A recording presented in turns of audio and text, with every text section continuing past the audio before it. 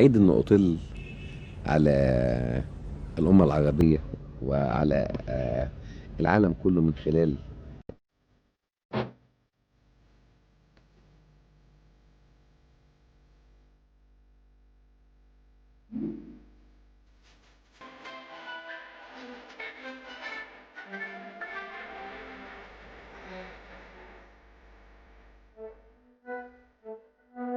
دايما بنحضر خطة صح وننفذها صح، وعشان تتعرض في الوقت المناسب مظبوط وحسن الإدارة بتلاقي العمل سهل جدا، مفيش مشاكل في نظام عمل.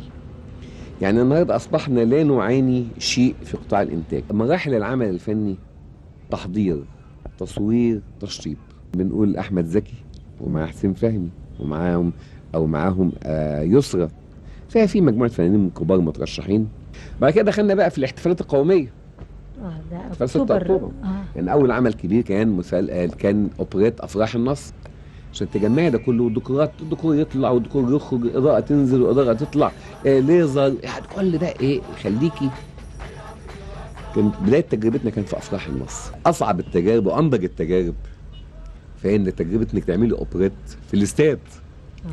يعني في الدورة الإفريقية لما جابوا عمرو دياب يغني في الدورة الإفريقية الأغنية اللي مصر غنتها كلها مع عمرو دياب، كان ده بيعتبر قمة الإعجاز في الإخراج. إزاي يعني يعملوا استعراض كبير كده في الاستاد وبتاع.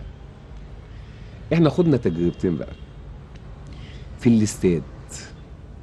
أول تجربة شمس أكتوبر، إنك أنت على العربيات بتجمعي مسرح، تشكيل من العربيات يعمل مسرح بيقدم عليه عرض فني.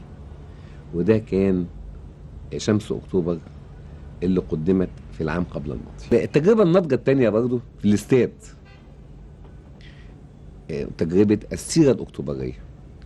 فدي أنا بعتبر ده قمة النضج الفني لقطاع الإنتاج، العملين دول اللي احنا قدمناهم في الاستاد.